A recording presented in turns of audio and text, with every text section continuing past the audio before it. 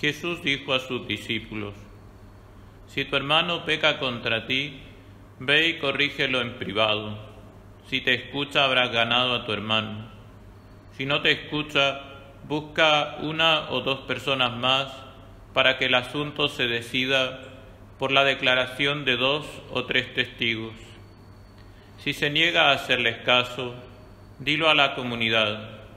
Y si tampoco quieren escuchar a la comunidad, considéralo como pagano o publicano. Les aseguro que todo lo que ustedes aten en la tierra quedará atado en el cielo, y lo que desaten en la tierra quedará desatado en el cielo. También les aseguro que si 2 de ustedes se unen en la tierra para pedir algo, mi Padre que está en el cielo se lo concederá. Porque donde hay 2 o 3 reunidos en mi nombre, yo estoy presente en medio de ellos. Palabra del Señor. Gloria a ti, Señor Jesús.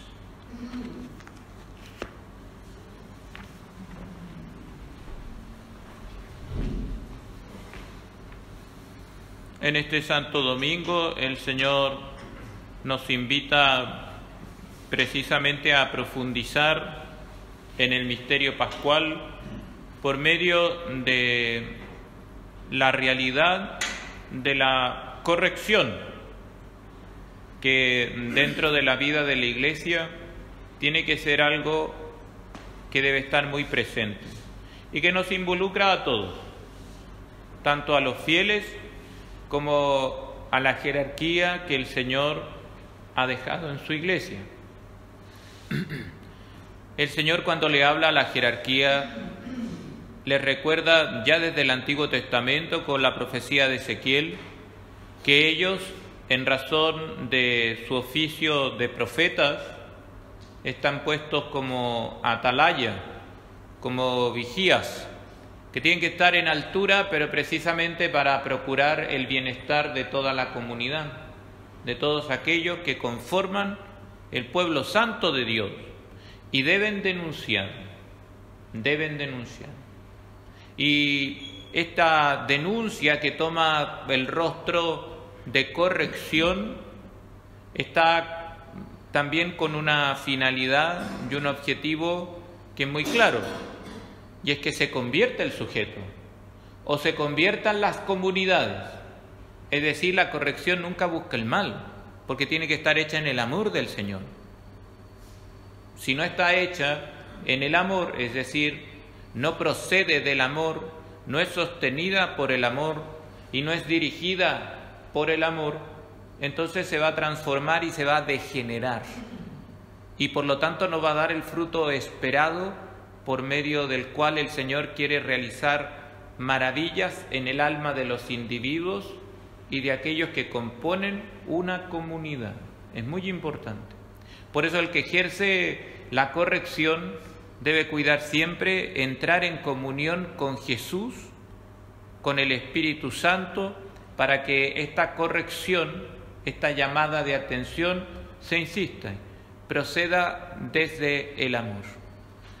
Es cierto que también la corrección está mandada por el Señor entre pares, entre iguales, entre hermanos, no solamente desde la jerarquía, para con los laicos, para con las ovejas y para con el mundo entero, sino también entre aquellos que ostentan precisamente esta hermandad.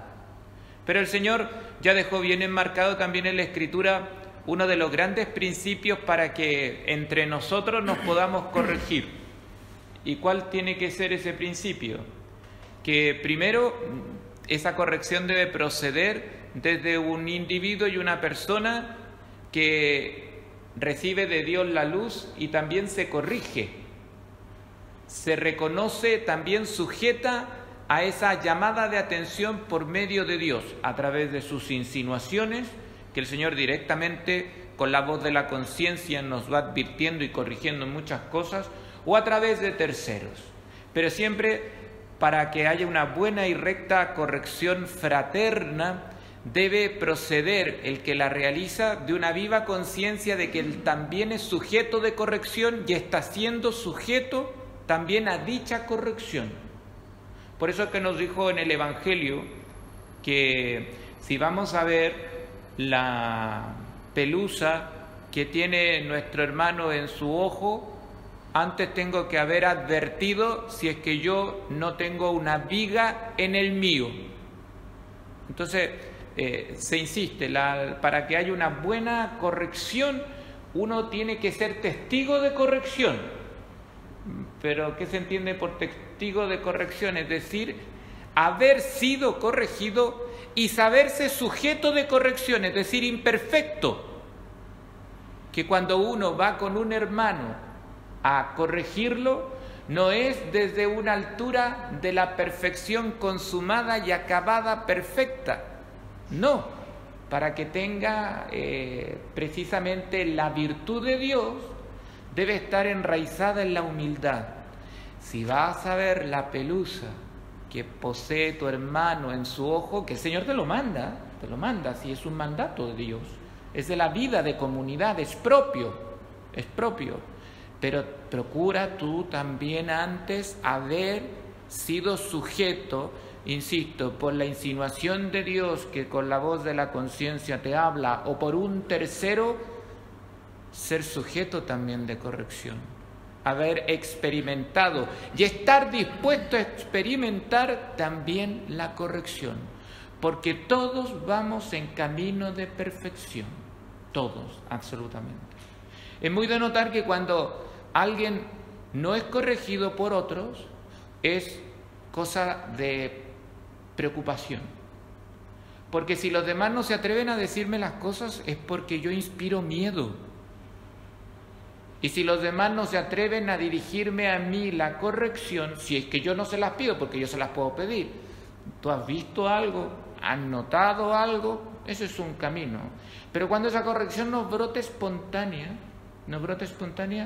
hay que estar alerta, porque quiere decir que yo intimido a los otros o tengo la dureza en mi modo de actuar y de proceder, que nadie se atreve, en definitiva, a acercarme porque sabe que no va a tener un asidero aquello que yo pueda transmitir. Es decir, los soberbios, por lo general, corrigen a todos, pero no son corregidos. Y no es porque no tengan imperfecciones, sino porque los demás no se atreven a acercarse a decírselos. El mismo silencio de la comunidad es un claro testimonio de que el sujeto no anda bien, de que la persona no está bien. En el caso de este día domingo, el Señor dirige la temática de la corrección, insisto, particularmente a la corrección de la jerarquía para con los fieles. Aquí se visualiza muy claramente a los obispos, a los sacerdotes, a los diáconos respecto de la comunidad de las ovejas. ¿Por qué? No se mencionan, obviamente, con esta nomenclatura, pero el hecho mismo de que el Señor en el relato del Evangelio diga: les aseguro que todo lo que ustedes aten en la tierra quedará atado en el cielo, y lo que desaten en la tierra quedará desatado en el cielo, eso es prerrogativa propia. Ya se lo dijo antes en el episodio en el cual constituye a San Pedro como el primer papa: lo que tú ates. Y ahora esta misma prerrogativa y facultad de atar y de desatar, el Señor ahora se la transmite al colegio apostólico.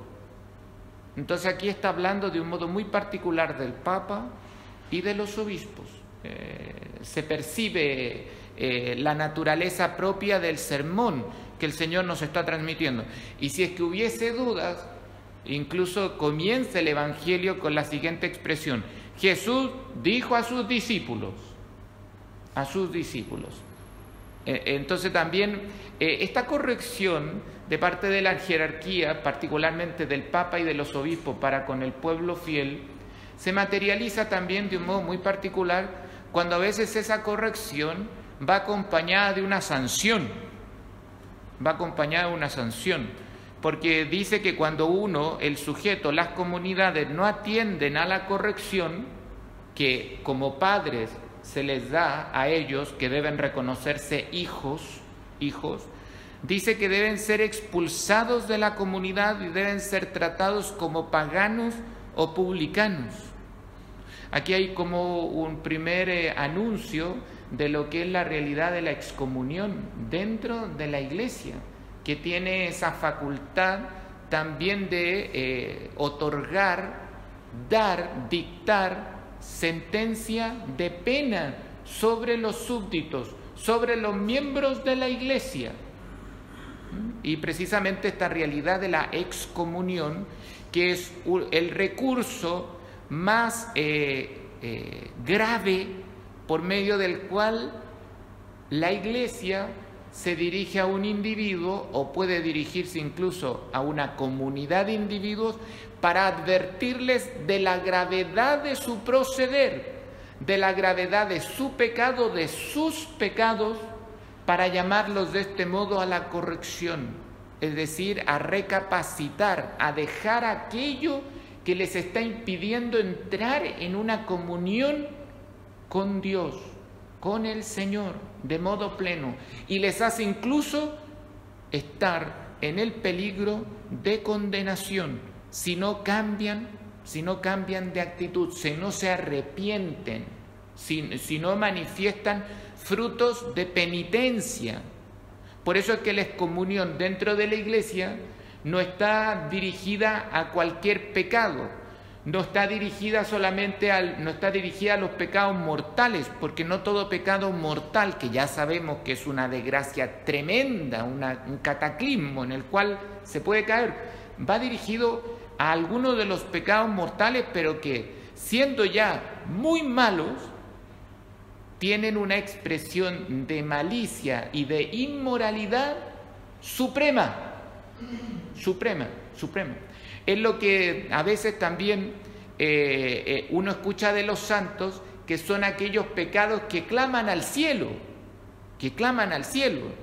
haciendo alusión a la sangre de Abel que fue derramada por Caín y que clamó a Dios y pidió justicia. La sangre de tu hermano clama ante mí. Y por eso el mundo, las sociedades y los individuos también estamos expuestos no solamente al pecado mortal, que ya es gravísimo, sino al pecado y a los pecados y a las faltas que pueden acarrearnos precisamente el estar separados de Dios por la misma acción inmoral que yo he realizado con plena conciencia y con plena libertad. Y es precisamente lo que sucede, por ejemplo, con la realidad del aborto, cuando ésta de hecho se produce. No solamente el que aborta, sino que también todos aquellos que participaron positivamente y de hecho se produjo, caen en esa situación. Cuando se atenta contra la sacralidad y santidad de la presencia de Jesús en la Santísima Eucaristía, con las profanaciones y sacrilegios que se puedan producir en los sagrarios de las iglesias, o de los oratorios, o de los templos.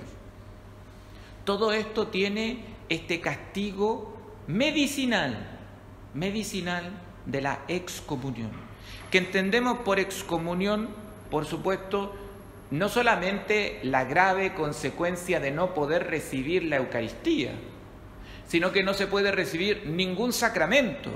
Incluso la excomunión, como te deja separado de la comunión con la Iglesia, por lo tanto no somos sujetos hábiles de ninguna recepción precisamente de esta gracia que Dios, a través de su esposa la Iglesia, otorga a las almas para que éstas se salven. Y por eso ni siquiera puedo recibir el sacramento de la confesión si estoy excomulgado. El sacerdote, antes de dar la absolución a un excomulgado, que de hecho no puede hacerlo, tiene que ayudarlo a gestionar a que sea levantada la pena primero y después otorgar la absolución de dicho pecado, que por lo general está reservado al romano pontífice. es decir, tiene que ser el Papa quien levante en alguna de las excomuniones precisamente esta misma pena y esta misma sanción. Esto también a nosotros nos hace darnos cuenta que nuestras obras, nuestro modo de proceder aquí en la tierra, tiene una impronta en el cielo. Y por eso yo no me puedo tomar y abrazar mi vida y mi existencia de un modo indiferente o descuidado. Porque si yo vivo mi existencia a modo de una vida loca en este peregrinar por este mundo, esto me puede acarrear no grandes males, sino que el gran mal que es eterno y que es la condenación de mi alma. Porque Dios, de hecho, ya nos advirtió que después de esta vida, eternamente, o nos vamos al cielo o al infierno. Entonces lo que está en juego en que nosotros nos tomemos en serio nuestro modo de vivir y de proceder es precisamente la salvación eterna de nuestras almas. Por eso también pidámosle al Señor en este Santo Domingo que a cada uno de nosotros, a nuestras comunidades y al mundo entero, nos otorgue la gracia de una rectitud de conciencia, de una conciencia que esté bien formada, para que de este modo nosotros podamos ir peregrinando por medio de este mundo, pero como aquello que de hecho somos, discípulos de Cristo, y aquellos que esperan después de esta vida que es caduca, que se va a acabar, alcanzar la vida eterna. Imagínense lo que sucede actualmente. Si el coronavirus, que todos estamos padeciendo aún, ha transmitido, es el valor de la vida, pero el mundo está rechazando la vida y está atentando contra ella. Hay un espíritu satánico que está envolviendo a los individuos y a las sociedades y a los incluso estados y naciones, porque la mayoría de las legislaciones de las naciones de la tierra aprueban, fomentan y financian precisamente este pecado que clama al cielo y que le quita la vida a los inocentes. Que el Señor conceda precisamente conversión, porque si las sociedades de la tierra siguen precisamente, las naciones de este mundo siguen por esta vía, que es vía de atentar contra la ley de Dios y también atentar contra la ley de Dios en materia gravísima, como son los pecados que claman al cielo y que tienen excomunión, ya sabemos en qué dirección se están dirigiendo las naciones y sociedades de la tierra.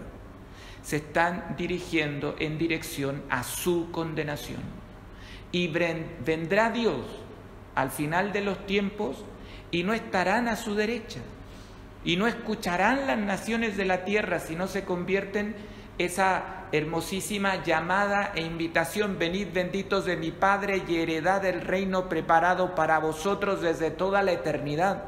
Sino que las naciones de la tierra, los estados, los parlamentos y cada uno de los individuos que somos los que escogemos a las autoridades que precisamente sacan adelante este tipo de legislaciones, tendrán que recibir de parte del Señor precisamente la maldición y el anatema. Id malditos al fuego eterno, preparado para vosotros y para los demonios. Y es eterno. Y es eterno. Que el Señor nos conceda la gracia de una profunda, verdadera y permanente, porque hay que perseverar en ella, conversión. El que persevere convertido hasta el final, ese se salvará. Que de Dios recibamos esta gracia.